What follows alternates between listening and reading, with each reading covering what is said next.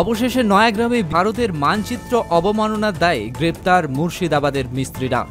15ই August অর্থাৎ শুক্রবার সামাজিক মাধ্যমে ছড়িয়ে পড়ে একাধিক ভিডিও, জানিয়ে প্রচুর সমালোচনা। স্বাধীনতা দিবসের দিনে ভারতের মানচিত্র অবমাননার অভিযোগ উঠল।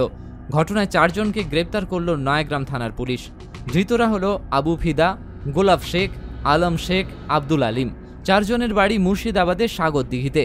জানা গিয়েছে ধৃত 4 জনই নয়াগ্রামে রাজমিস্ত্রি কাজের জন্য এসেছিলেন।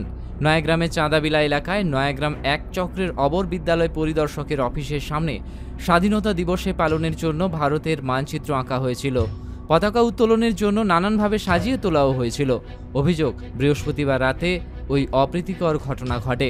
শুক্রবার সকাল হতেই স্থানীয় বাসিন্দাদের নজরে আসে বিষয়টি। জানাজানি হতেই এলাকায় উত্তেজনা ছড়িয়ে পড়ে। খবর পেয়ে ঘটনাস্থলে পৌঁছায় নয়াগ্রাম থানার পুলিশ। ঘটনার তদন্ত শুরু করে। অবর বিদ্যালয় পরিদর্শকের অফিসের সামনে এই ঘটনায় অনেকেই হতবাক হয়ে যায়।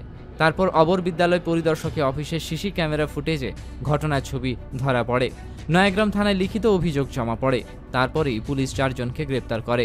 শনিবার ধৃতদের ঝাড়গ্রাম আদালতে তোলা হলে ঘটনার তদন্তের জন্য বিচারক 3 দিন পুলিশ হেফাজতের নির্দেশ দেন। স্বাধীনতা দিবস পালন উপলক্ষে ভারতবর্ষের জাতীয় পতাকা এবং ভারতবর্ষের মানচিত্রের উপরে অজ্ঞাত পরিচয় কয়েকজন দুষ্কৃতী, বহিরাগত দুষ্কৃতী, প্রথমে গাঁজা এবং পরে মদ্যপ অবস্থায় ওই এরিয়াতে বসে তাণ্ডব চালানোর পরে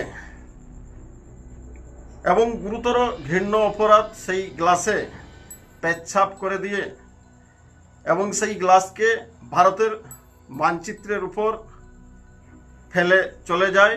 পরে এলাকার কয়েকজন